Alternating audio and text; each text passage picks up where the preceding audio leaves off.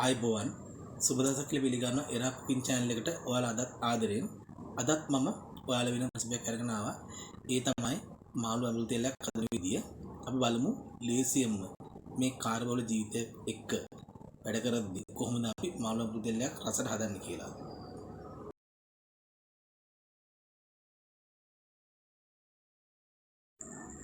අපි දැන් බලමු මාළු ඇඹුල් තෙල් එක සඳහා අවශ්‍ය අමුද්‍රව්‍ය මොනවද කියලා.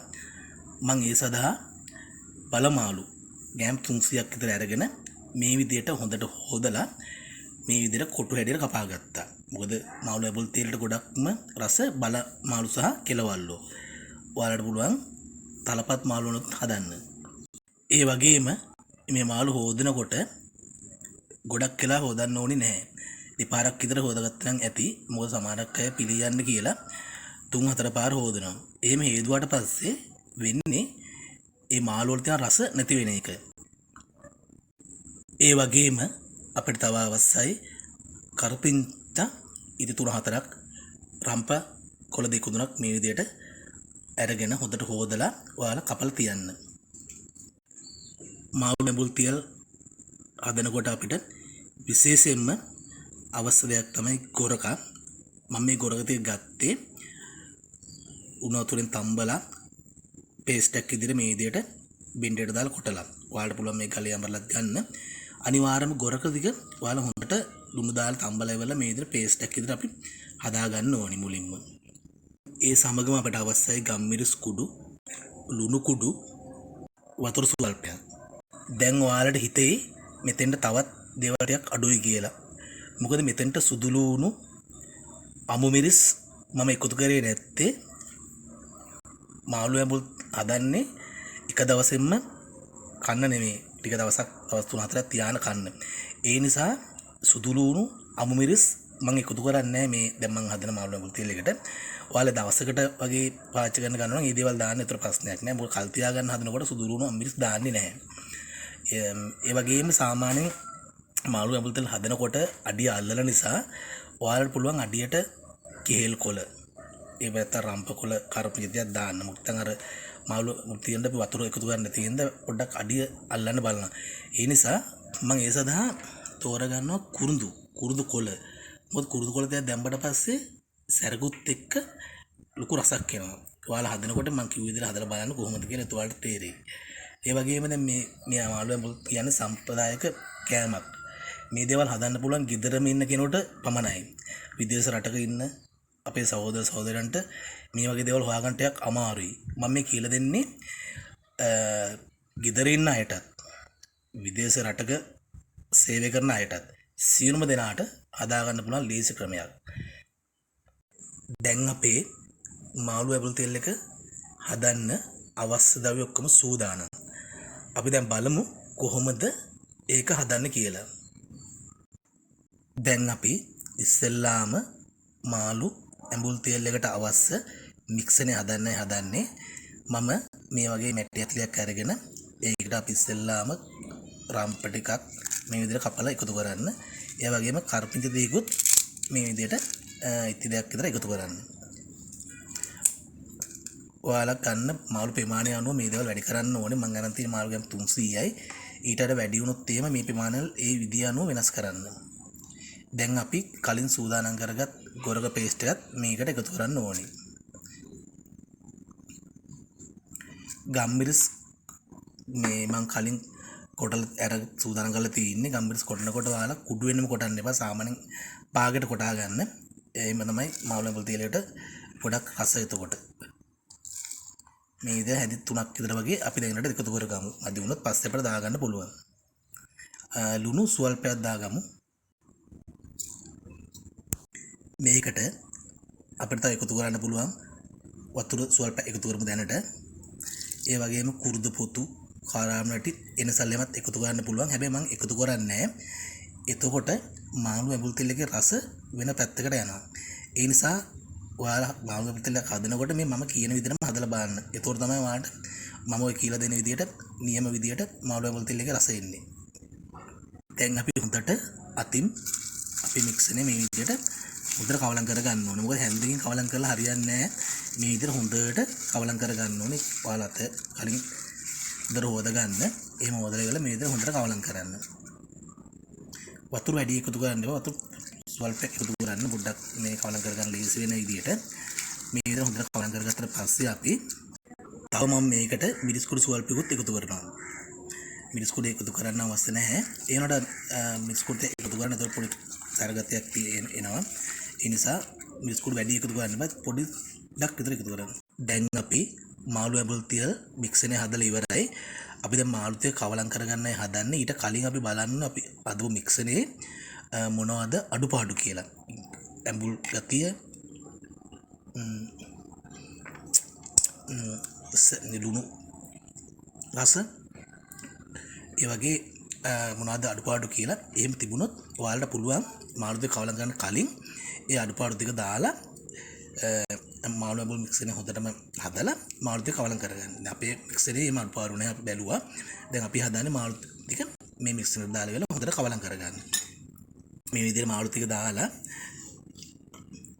අපි දැන් හොඳට අතින් මේ විදිහට කවලම් කරන්න ඕනේ. මොකද හැන්දකින් කවලම් කරන්න බෑ. මොකද ඒතර හොඳට කවලම් වෙන්නේ නැහැ. ඒ හින්දා මේ විදිහට මාළු ටික හොඳට මික්සනේ අපි කවලම් කරගන්න ඕනේ. කවලම් කරලා ඉවරලා විනාඩි 30ක් විතර වගේ සීසන් වෙන්න තියන්න ඕනේ. කවලම් කරපු ගාම ලිපේ තිබ්බොත් හොඳ රසට අපිට අදාගන්න බැරි වෙනවා. ඒත් රස දිනනවා. ඒත් හරියට නම් මේක සීසන් වෙන්න තියෙන්න ඕනේ අඩුම තරමින් පැයක්වත්. පැය භාගයක් තිබ්බොත් ඇති. එහෙම තියලා තමයි අපි මේක හදන්න පටන් ගන්නෙ. අපි දැන් ඉස්සෙල්ලා මේ විදිහට මාළු දෙක සේරම හොඳට සීසන් කර ගන්නවා. මාළු ඇඹුල් තෙල් හදනකොට අපි ටිකක් කාලය අපිට අවශ්‍යයි. මාළු වෑංජනයක් වගේ හදන්න බෑ. මොකද මේ මාළු ඇඹුල් තෙල් හදනකොට අපිට අඩුම තරමේ මාළු ඇඹුල් ටික පිස ගන්න ඕනේ විනාඩි 50ක් විතර. ඒ නිසා අනිවාර්යයෙන්ම සීසන් එක තියන්න ඕනේ. සීසන් එක තියන්න එක අවශ්‍ය නැහැ කියලා හිතන්න පුළුවන්. ඒකට සීසන් එක තියලා හැදුණා පස්සේ ගොඩක් රසයි. මොකද අපි මේක කල් තියාගන්න හදන්නේ. ඒ හින්දා අපි මේකට වෙලාව දීලා ඕනේ හදන්න. හදිස්සියට හදන්න බෑ. දැන් අපි මාළු ටික හොඳට මාළු මුල් මික්සනේ කවලම් කරලා ඉවරයි. අපි දැන් පැයක් විතර වෙනම පැත්තකින් තියමු මාළු ටික හොඳට සීසන් වෙන්න. අපි දැන් වෙනම ඇතලියක් ගන්න ඕනේ මාළු අපදෙල් හදන්න. අපි ඇතලියට මුලින්ම අපි අඩියට ඔයාලට එකතු කරන්න පුළුවන් කරපිංචා රම්ප කොළ ඒ වගේම කෙහෙල් කොළ මම එකතු කරනවා කුරුඳු කොළ. මොකද කුරුඳු කොළ අඩියට එකතු කරනවා. මොකද එකතු කරන්නේ මාළු ටික අඩිය අල්ලන්නේ නැති වෙන්න මේ දේවල් නැතුණා කියලා හදන්න පුළුවන්. එහෙම ප්‍රශ්නයක් නැහැ. මොකද අපිට ගෙදර ඉන්නකොට මේ දේවල් හොයාගන්න පුළුවන්. විදේශ රටක වගේ ඉඳන් මාළු ඇඹුල් ටික හදන්නත් මේ දේවල් හොයාගන්න අමාරුයි. මේ ටික මේ විදිහට අඩියට දාලා අපි දැන් අර කලින් හදලා සීසන් වෙන තියපු මාළු ටික මේ කොළ උඩින් අපි ඉමීට තියන්න ඕනේ. මොකද මාළු කෑලි එක උඩ එක තියන්න බෑ. තුනී වෙන්න තියන්න ඕනේ. කුරුඳු කොළ එකතු කරේ. මොකද කුරුඳු කොළ එකතු කරාට පස්සේ හොඳ සුවඳුවත් එක්ක සැරකුත් එක්ක ගොඩක් රසක් තියෙනවා. ඔයාලා හදනකොට එක දවසක් හරි මේ වගේ කුරුඳු කොළ ටිකක් අඩියට දාලා හදලා බලන්න. මොකද මම අත්දැකීමෙන් කියන්නේ ගොඩක් රසයි. මේ තියෙන්නේ අපි අයකට කලින් සීසන් වෙන්න තියපු මාළු ඇඹුල් තියල් ටික. අපි දැන් සූදානම් කරපු මැටි ඇතිලියට මේ මාළු ඇඹුල් තියල් ටික එකින් එකට පරිස්සමෙන් අහුරන්න ඕනේ මේ විදියට. දැන් අපි මේ කුරුඳු කොළ වලින් මේ විදියට පරිස්සමෙන් එක උඩ තියන්න නැතු විදියට අහුරගමු.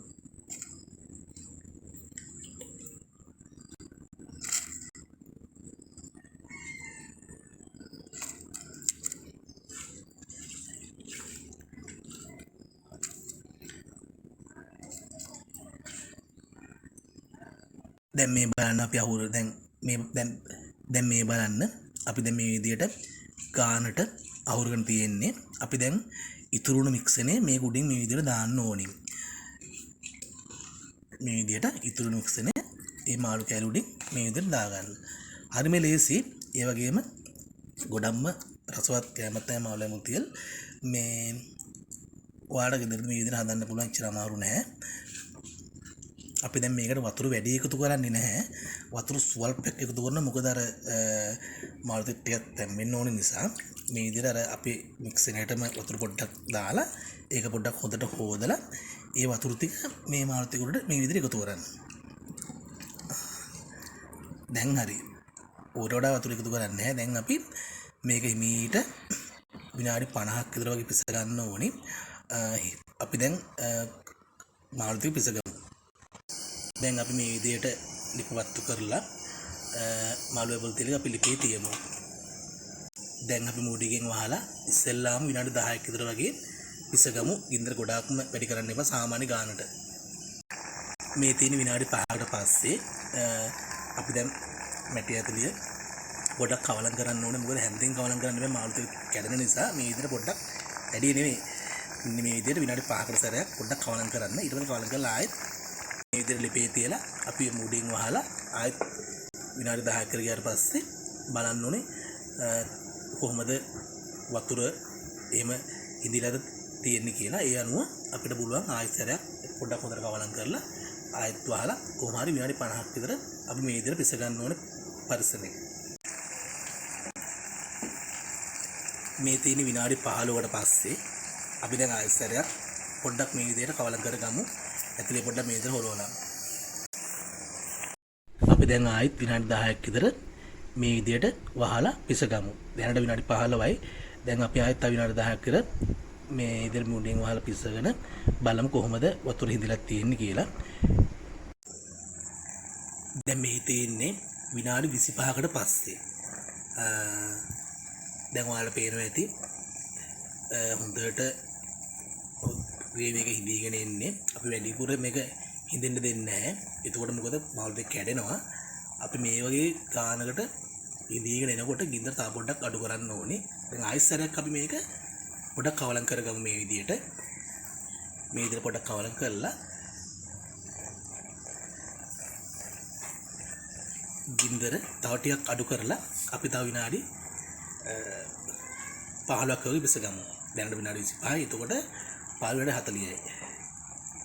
අපි විනාඩි තව 15ක් විතර මේ විදිහට මීට පිසගෙන බලමු කොහොමද කියලා. එතකොට ග්‍රේවි එක ගොඩක් හිදලා තිබුණොත් අපි එහෙම ලිප ඔෆ් කරගන්න ඕනේ. මොකද ග්‍රේවි ගොඩාම හිඳුනට පස්සේ අපිට බෑ මේ මාළු ටික මේ කැඩෙන එක නතර කරන්න. ඒ හින්දා ග්‍රේවි එක පොඩ්ඩක් තියෙන්න ඕනේ. එතකොට අපිට මේ රස්නටත් ග්‍රේවි එක හිඳෙනවා. එතකොට අපිට පුළුවන් ගානට මාළු ඇඹුල් තෙල් එක නිමුනට පස්සේ අපිට ඕන විතර ගන්න. දැන් මේ තියෙන්නේ විනාඩි 7කට පස්සේ තව පොඩ්ඩක් තියෙනවා ග්‍රේවි එක. අපි දැන් ආයෙත් පොඩ්ඩක් කවලම් කරලා තව විනාඩි 10ක් පිස ගමු. එතකොට තමයි ගාන විනාඩි 50 වෙන්නේ. එතකොට අපිට පුළුවන් ගානට මාළු ඇඹුල් තෙල් ටික ලිපෙන් බා ගන්න. අපි දැන් මේ විදිහට මූඩියෙන් ආයෙත් වහගමු.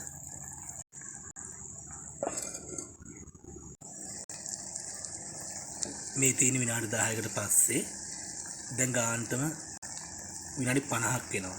මං කිව්වේ ගානට විනාඩි 50 වෙනකොට මේ විදිහට මාළු ඇඹුල් ටික අපි හරියනවා කියලා. ඉතින් දැන් බලන්න ග්‍රේවි එක දැන් හිඳිලා තියෙන්නේ. මෙන්න මේ ගානට ග්‍රේවි එක හිඳීගෙන එනකොට ඔයාලට කල් තියා ගන්න අවස්ථාවක් නැත්තම් ගන්න පුළුවන්. කල් තියා ගන්න ඕන නම් එහෙම තව පොඩ්ඩක් මේ ග්‍රේවි එක හිඳෙන්න ඕනේ. ඒ කියන්නේ තව පොඩ්ඩක් මේක හිඳුනට පස්සේ අපිට පුළුවන් ලිපෙන් බා ගන්න. අපි මේක තව සැරයක් ඉබීර මේ විදිහට කවලම් කරලා තව විනාඩි 5ක් විතර වගේ පිස ගමු. ඒතර ග්‍රේවි එක තව පොඩ්ඩක් හිඳිනවා. හොඳටම හිඳෙන්න අරින්න එපා. එහෙමනොත් එහෙම අඩිය අල්ලන්න බලන්න. අඩිය අල්ලන්නේ නැහැ. මම අර අඩියට කුඩු කොලේක දාලා තියෙන ඉඳලා සමහර වෙලාවට ඔයාලා අඩියට ඒ වගේ කුඩු කොල, කේල් කොල ඒ වගේ මොනවද දැම්මේ නැත්නම් එහෙම අනිවාර්යයෙන්ම අඩිය අල්ලනවා. ඒ නිසා ඒ ගැන පොඩ්ඩක් කල්පනාකාරී වෙන්න. දැන් මේ බලන්න අපි වැඩිපුර විනාඩි 5ක් ඉපේ දියලා මේ විදිහට පිස ගත්තා. දැන් ග්‍රේවි එක හොඳටම හිඳිලා තියෙන්නේ. දැන් මේ අවටම හොඳ සුවඳක් තියෙනවා. අපි දැන් මේක ලිපෙන් බා ගන්න ඕනේ දැන්. දැන් ග්‍රේවි එකේ යාන්තම් වගේ තියෙන මේ ගානට තියෙදි බා ගන්න එකට කමක් නැහැ. දැන් අපි මේ ලිපෙන් බාගෙන තියෙන්නේ. මේක තව ටිකක් වෙලා යනකොට ටික වේලෙන පටන් ගන්නවා. අපිට පුළුවන් ඊට පස්සේ ප්ලේට් එකකට දාලා අපිට කල් තියා ගන්න කැමරා ගන්න ඕන නම් එහෙම ඔයාලා විදුලි බෝතලයක් අරගෙන ඒක උණු වතුරෙන් හොදලා වතුර ටික ඔක්කොම අයින් කරලා ඔයාලට පුළුවන් මේ මාළු ඇඹුල් තෙල් ටික නිමුනට පස්සේ දාලා ඉවරලා එහෙම කල් තියාන කන්න. මොකද අපිට මේක බය නැතුව කන්න පුළුවන් සතියක් විතර. ඒ කියන්නේ අපි මේකට සුදු ලුණු, අමු මිරිස් ඒ වගේ කල් තියාගන්න බැරි දේවල් දාලා නැහැ. දැන් මේ බලන්න අපේ මාළුව පොල් තෙල මං කිව්වා ටික ටික අර හොඳට ග්‍රේවි එක අඩු වෙගෙන යනවා කියලා. දැන් මේ විදිහට අඩු වෙලා දැන් මාළු කෑල්ල අපිට වෙනම ගන්න පුළුවන් මේ විදිහට. මේ විදිහට අරන් ඔයාලට පුළුවන් මං කිව්ව විදිහට කල් තියා ගන්න ඕන නම් එහෙම බෝතලයක් අරන් හොඳට හොදලා ඒ වතුර ටික හොඳට පී දාලා ඒ විදිහට කල් තියලා කෑමට ගන්න. මාළුව පොල් තෙලක රස තියෙන හැබැයි දැන් නෙවෙයි අපිට තව දවස් දෙක තුනක් යන්න ඕනේ. ඒතකොට තමයි මේක හොඳට තවත් සීසන් වෙන්නේ. ඉතින් මේ විදිහට පාර දවස් දෙක තුනක් යන්න තවත් රස වැඩි වෙනවා. මේ මාළු ඇඹුල් තෙල් එහෙම ගොඩාක් දුරට අපි ඉස්සර හදන්නේ කොහරි ගමනක් යනකොට ඒ වගේ ගිහිල්ලා කන්න. ඒ වගේම නැත්තම් කල් තියාන කන්න බලන තමයි. ඉතින් මම හිතනවා ඔයාලටත් මේ වගේ රස මාළු ඇඹුල් තෙලක් ගෙදර දැන් හදන්න පුළුවන් කියලා. ඒ වගේම එරා කුකින් channel එක බලන ඔයාලට හැමදාමත් ගොඩක් ආදරෙයි. තවත් අලුත් වීඩියෝ සමග ලබන සතියේදී අපව හමු වෙමු. ඔයාලට බුදු සරණයි.